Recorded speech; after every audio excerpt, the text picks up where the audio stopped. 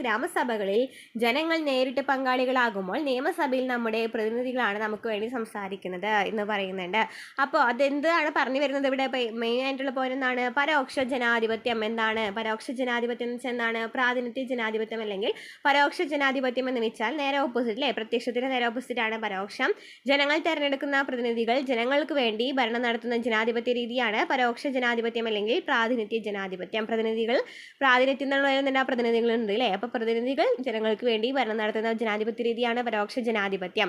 ഇന്ത്യയെ പോലെ ജനസംഖ്യയും ഭൂവിസ്തൃതിയും കൂടിയ രാജ്യങ്ങളിൽ പ്രാതിനിധ്യ ജനാധിപത്യമാണ് പ്രായോഗികമായിട്ടുള്ളത്. ഇന്ത്യയെ പോലെ ജനസംഖ്യയും ഭൂവിസ്തൃതിയും കൂടിയ രാജ്യങ്ങളിലാണ് പ്രാതിനിധ്യ ജനാധിപത്യം. നമ്മൾ പ്രത്യക്ഷ ജനാധിപത്യത്തിൽ പറഞ്ഞു ചെറിയ ജനസംഖ്യ ഉണ്ടായിരിക്കണമെന്ന് പറഞ്ഞു. അതുപോലെ തന്നെ എന്താ പറഞ്ഞത്? ചെറിയ ഭൂവിസ്തൃതി ആയിരിക്കണമെന്നും പറഞ്ഞു അല്ലേ?